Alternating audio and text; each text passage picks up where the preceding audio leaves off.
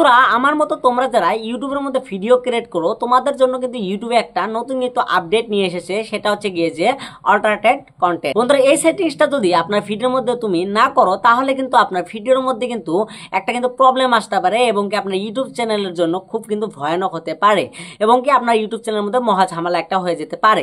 সেটা হচ্ছে কি হয়তো ভিউজ আসবে না, না হয়তো আপনার ইউটিউব চ্যানেলের মধ্যে আর্নিং ঠিকভাবে হবে না এবং কি আপনার ইউটিউব চ্যানেল যদি নতুন হয়ে থাকে তাহলে কিন্তু আপনার ইউটিউব চ্যানেলটা মনিটাইজেশন হবে না শুধুমাত্র এই অল্টারনেট কন্টেন্টের জন্য।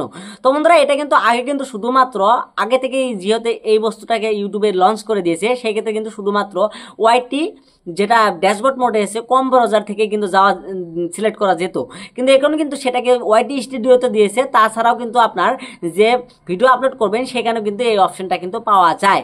তো বন্ধুরা আমরা যদি এখানে দেখতে পাচ্ছেন যে আমরা যখন আমাদের মোবাইল স্ক্রিনে ফলো করুন, আমরা যখন মোবাইল স্ক্রিনে গিয়ে আমরা একটা ভিডিও আপলোড করবো, এখানে দেখতে পাচ্ছেন ইউটিউবটা ওপেন করলাম। তো ওপেন করে আমরা কি করবো, প্লেস বাটনে ক্লিক করে একটা ভিডিও আপলোড করলাম। এখানে নেক্সট বাটনে ক্লিক করে আপলোড করার পরে এখানে উপরে দেখতে পাচ্ছেন টাইটেল, তলে ডিসক্রিপশন এবং কি ভিডিও আনলিস্টেড রাখবেন না পাবলিক রাখবেন সেটা, এবং কি আপনাকে ম্যাট ফর কিড না কি এটা কিন্তু চেয়েছে। তারপর আপনারা কিন্তু এখানে নিচে একটু লোকেশন, তারপর আপনারা দেখতে পাচ্ছেন যে এই অপশনটা হচ্ছে গিয়ে যে অল্টারনেট কন্টেন্ট নামের কিন্তু একটা অপশন কিন্তু ইউটিউবে দিয়ে দিয়েছে শুধুমাত্র ভিডিও আপলোড করার টাইমেই। তোমরা এই কাজটা কেন দিয়েছে এবং কি এটা না করলে কি হবে সেই প্রবলেমটা তো আপনাদেরকে আমি বলেছি। তো বন্ধুরা আপনারা এখন ভাবছেন যে ভাই এটাকে আমরা নো করব না ইয়েস করব, এখানে কিন্তু দুইটা অপশন দেওয়া থাকে, একটা হচ্ছে ইয়েস আর একটা হচ্ছে নো। তো আপনারা এটা কিভাবে করবেন? তো বন্ধুরা আপনাদেরকে এ টু জেড বিস্তারিত কিন্তু আমি বুঝিয়ে দেবো, শুধুমাত্র আপনারা কষ্ট করে ধৈর্য সহকারে এই ভিডিওটা কন্টিনিউ করুন। যারা ইয়েস সিলেক্ট করবেন তাদের জন্য, আপনি যদি ভিডিও বানান, যেমন ধরে নিন আপনার ভয়েসটা যদি কোনো রোবটে বলছে বা আপনার এআই জেনারেট করে ভয়েসটাকে এডিটিং করলেন, করার পরে যদি সেই ধরনের ভিডিও যদি আপনি ইউটিউবের মধ্যে আপলোড করেন তাহলে আপনাদের কিন্তু ইয়েস সিলেক্ট করতে হবে। তাছাড়াও যদি আপনার ফেসটাকে যদি সফটওয়্যার দিয়ে এআই জেনারেট করে যদি আপনার ফেসটাকে যদি এডিট করে বদলে দিলেন তাহলে কিন্তু আপনাদের কিন্তু ইয়েস সিলেক্ট করতে হবে। তাছাড়া ধরে নিন এআই জেনারেট কোনো মিউজিক, তারপর ধরে নিন এআই জেনারেট কোনো ফেস বা এআই জেনারেট কোনো ফটো ভিডিও যদি আপনি এনে আপনার ভিডিওর মধ্যে ক্লিপ হিসাবে ব্যবহার করলেন তাহলে কিন্তু আপনাদেরকে কিন্তু ইয়েসটা সিলেক্ট করতে হবে।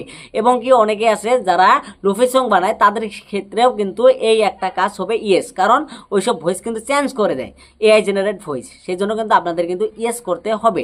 তো এখন কিন্তু প্রশ্ন থাকছিল ভাই নো কারা কারা সিলেক্ট করবে? তো ইয়েসের ক্ষেত্রে তো আপনারা জানেন যারা এআই জেনারেট কোনো ভিডিও বানাবেন, তারপর ধরে নিন কোনো মিউজিক এআই জেনারেট বানালেন বা কোনো ভিডিও যদি আপনি এআই জেনারেট বানান তাহলে কিন্তু আপনাদের কিন্তু ইয়েস সিলেক্ট করতে হবে। এখন নো কারা কারা করবেন?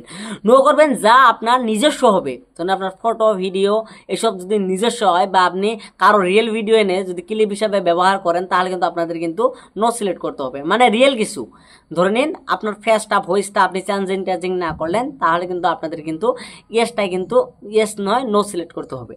তোমরা আপনারা হয়তো বুঝতে পারলেন। আর এছাড়াও যদি আপনি এই সেটিংসটা না করেন তাহলে কিন্তু আপনার কয়েকটি প্রবলেম ফেস করতে হবে। সেটা হচ্ছে গিয়ে যে আপনার হয়তো ভিউজ আসবে না, নয়তো নতুন ইউটিউব চ্যানেল মনিটাইজেশনের জন্য অ্যাপ্লাই করলে মনিটাইজেশন হবে না, এবং কি আপনার ভিডিওর মধ্যে যে আর্নিংটা হয়েছে সেটা কিন্তু কম বেশি করা হবে যদি ইউটিউবে কিন্তু এই এআই জেনারেট অল্টারনেট কন্টেন্টটা নিয়ে যদি ধরে ফেলে তাহলে কিন্তু আপনার কয়েকটি প্রবলেম হতে পারে। তো বন্ধুরা ভিডিও যদি ভালো ভিডিওটি লাইক করবেন, চ্যানেলটি নতুন হলে সাবস্ক্রাইব করে পাশে আসা বেল আইকনটিকে বাজিয়ে